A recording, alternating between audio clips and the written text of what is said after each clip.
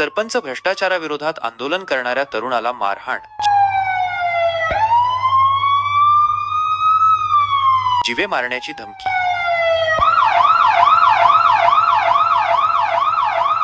रवींद्र वळवी मोलगी, प्रतिनिधी धडगाव शहरात दिनांक 15 एप्रिल 2025 रोजी सकाळी एका तरुणाला मारहाण करण्यात आली।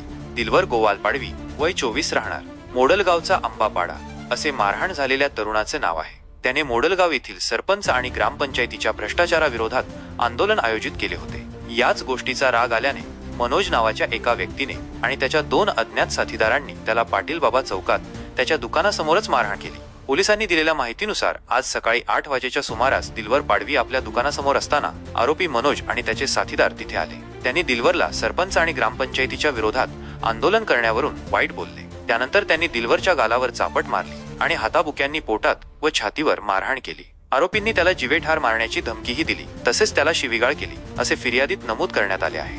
या घटनेनंतर दिलवर पाडवी यांनी धडगाव पोलीस ठाण्यात तक्रार दाखल केली। पोलिसांनी भारतीय न्याय संहिता 2023 चे कलम -115, 2, 352, 351, 2, 35 प्रमाणे गुन्हा दाखल केला आहे। या प्रकरणी मपोहेकान मेनका वळवी यांनी प्राथमिक तपास केला असून police head constable Bhausaheb Girase पुढील तपास करत आहेत। घडलेल्या घटनेमुळे परिसरात तणावाचे वातावरण निर्माण झाले आहे।